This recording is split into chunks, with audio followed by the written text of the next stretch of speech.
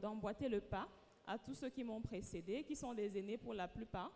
Mais je vais essayer de montrer une facette qui se rapproche un peu plus du niveau où vous êtes aujourd'hui. Alors, pour commencer, j'aimerais savoir, parmi nous ici, combien savent où est-ce qu'ils seront dans 10 ans? Où est-ce qu'ils seront, ou au moins où est-ce qu'ils veulent être? Combien parmi nous savent? Je lève ma main parce que je sais. D'accord, on a moins de la moitié, d'accord? Combien ici savent ou pensent, on va même dire croient, d'accord, que dans 5 à 10 ans, ils vont être en train de faire un travail qui les passionne, ce qu'ils voulaient? Ah, very good, on a presque tout le monde. Alors, c'est intéressant de commencer par ces deux questions-là. Je voudrais qu'à la fin, vous essayiez de revenir, surtout à la première, où tout le monde n'a pas forcément levé les mains. Je vous partage rapidement une petite expérience, d'accord? Quelqu'un de très proche que je connais. C'est une jeune fille, une dame, demoiselle, vous prenez comme vous voulez. Alors, elle a grandi au nord du pays. Parents fonctionnaires, donc certains ici peuvent quand même s'identifier. Elle n'a pas connu Douala avant son baccalauréat. Elle a vécu à Garoua avec son papa qui était fonctionnaire, les moyens qui étaient ce qu'ils étaient. Mais elle a toujours été très passionnée et très rêveuse. Alors, la petite fille passionnée et rêveuse grandit. Elle va un peu vite quand même. Elle va un peu vite au primaire et au secondaire. Et finalement, elle obtient son baccalauréat. Et quand elle obtient son baccalauréat, la petite fille se dit, d'ambassadeur à top modèle, maintenant je suis sûre que ce que je veux être, c'est vraiment être ingénieur en économie. Je veux choisir spécifiquement l'actuariat. Bon, ça ne se passe pas forcément comme ça, d'accord, après le bac. Et puis, il n'y a pas forcément une école, pas à l'université, mais une école en laquelle on croit à ce moment-là. Et la petite fille, finalement, se retrouve à Polytechnique. Elle n'est plus petite fille, entre-temps, c'est une adolescente qui déploie ses ailes. Donc, elle se retrouve à Polytechnique, choix qu'elle fait, parce qu'elle refuse des bourses, parmi lesquelles des bourses pour aller apprendre l'ingénierie pétrochimique à l'étranger.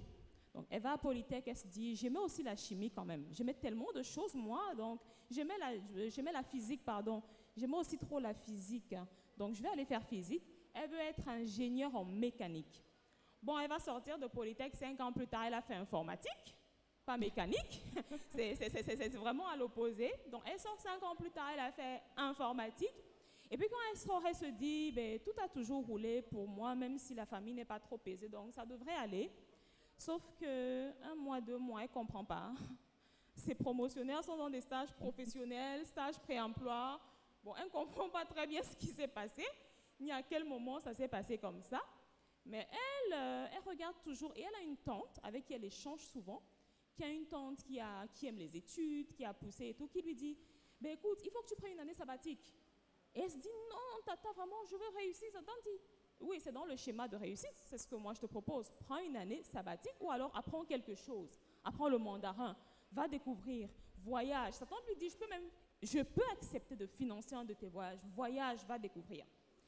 Elle n'a pas trop le choix, hein, parce qu'entre commencer à chercher le stage, tout le monde est déjà positionné.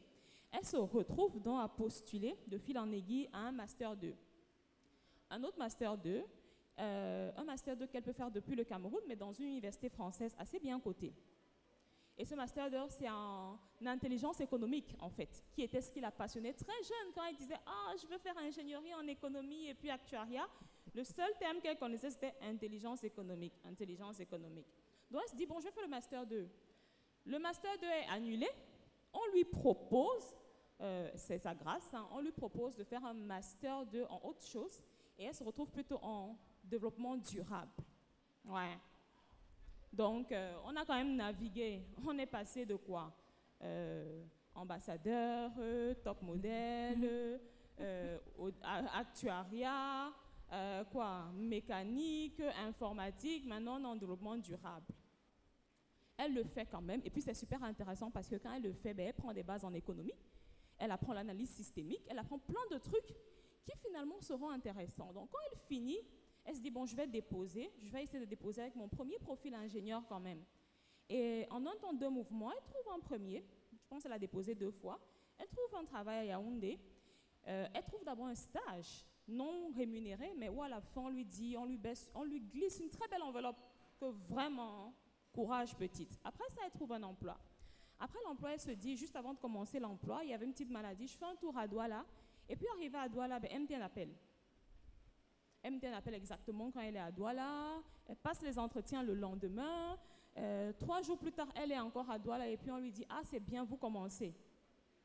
Donc, à ce moment-là, elle a plusieurs offres d'emploi. Donc, elle a même le loisir de dire à MTN, non, non, je vais d'abord à Yaoundé, je reviens, attendez-moi juste un peu, d'accord? Attendez-moi juste un peu, je fais un petit tour. Entre-temps, elle n'a aucune expérience professionnelle, d'accord? Finalement, la jeune dame, elle entre à MTN, c'est un ingénieur, on n'oublie pas. Donc, elle entre au marketing, mais en tant qu'ingénieur, parce que oui, il y a des ingénieurs là-bas, et elle fait juste 6 mois en tant qu'ingénieur. Finalement, elle bascule à un poste purement marketiste, auquel elle fait peut-être moins d'1 an encore, elle tourne à un autre, elle en fait 3 comme ça, et puis après, pap, elle peut grandir. Alors, je voulais vous partager les péripéties, d'accord, de la jeune demoiselle que je connais très personnellement, ben parce que c'est moi. Et la jeune demoiselle, à aucun moment donné de son parcours, ne pouvait se dire « I have it all figured out ». Ça veut dire « je sais trop exactement où je vais arriver, quand je vais arriver et comment je vais arriver ». D'accord? Elle ne peut pas. Et ce qui est magnifique, c'est que à chaque étape de son parcours, quand particulièrement elle passe d'ingénieur au marketing à quelqu'un qui fait purement marketing, elle se rend compte que son master en économie de développement durable l'aide. Elle peut parler d'analyse systémique. Elle a une approche, elle a une vision qu'un ingénieur n'a pas. Elle a aussi une approche du marketing qu'un marketiste pur n'a pas. Elle n'a pas peur des chiffres, en fait. Elle a une façon, elle peut concevoir ce qui est abstrait. D'accord? Donc, ceci c'est juste pour vous dire qu'en réalité, le plus important, ce n'est pas toujours le when, how, comment et tout ça. Non, le plus important, c'est d'être sûr que, on a une vision. Et la vision vient du rêve. Quand on est jeune, on a la latitude de rêver. Et croyez-moi, même les rêves les plus fous, on peut vraiment, vraiment, vraiment les réaliser. Donc, la vision part du rêve. Elle a rêvé et elle a décidé de ne reculer devant rien. C'est-à-dire que quand un ingénieur est en analyse ou alors fait un master en économie de développement durable, je peux vous assurer que tous ses camarades, et il y en avait qui étaient déjà MTN, la regardent et on a un peu pitié. On se dit que tu es perdu. Ça, c'est sans compter les remarques, les commentaires et tout le reste. Donc, elle a son rêve, elle s'en tient à son rêve. Ce qui est sûr, c'est qu'on peut rire de son rêve. Ce qui est sûr, c'est qu'on peut minimiser son rêve. Ce qui est sûr, c'est qu'elle peut prendre des détours plus ou moins longs, d'accord? Mais elle garde le focus sur son rêve. Ensuite, la jeune a décidé très tôt de payer le prix, parce qu'il y a toujours un prix à payer. Alors vraiment, quelqu'un disait un jour, et c'était en anglais, que being poor is very hard. Being rich is very hard. Choose your hard.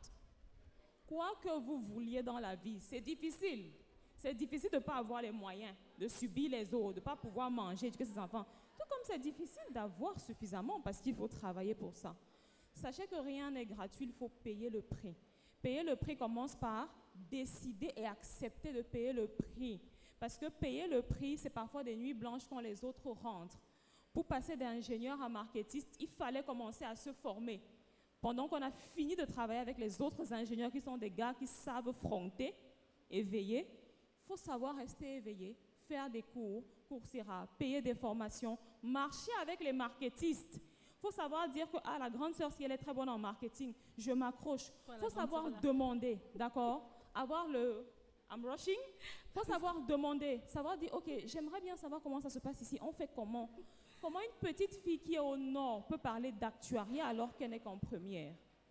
Et je dis au nord à l'époque, peut vous dire avec certitude, je veux être actuaire et il y a Maroon Training qui ouvre l'année prochaine et la pension coûte ceci.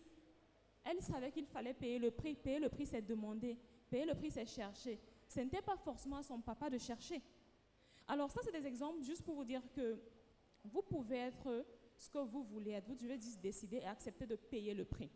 Accepter de payer le prix, croyez-moi, c'est beaucoup de transpiration, c'est beaucoup de musculation, c'est des erreurs desquelles on apprend, c'est des larmes, mais c'est aussi de la joie, mais on paye le prix.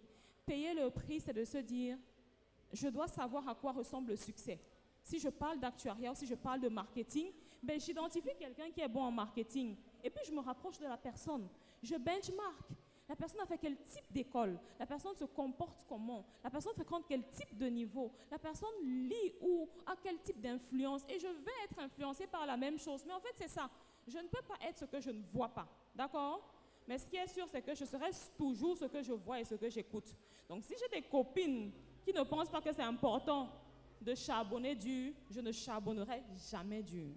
Si j'identifie quelqu'un, un aîné, qui a pu faire un pas, faire au moins à demi-mesure ce que j'aimerais faire et que je me rapproche et j'essaye de marcher dans ses pas, voir qu'il faut apprendre à parler en public, il faut apprendre à s'habiller, il faut apprendre à faire ceci. Ce qui est sûr, c'est que je vais y arriver. D'accord? Donc, ce que je veux juste vous demander de faire aujourd'hui, c'est d'apprendre à copier le bon exemple en termes d'influence, en termes de parcours, en termes d'aspiration, en termes de tout. Et assurez-vous de payer le prix. Ce qui est sûr, à la fin de la journée, ce sera une très belle histoire. Alors, je pense que tu aurais dû être là hier.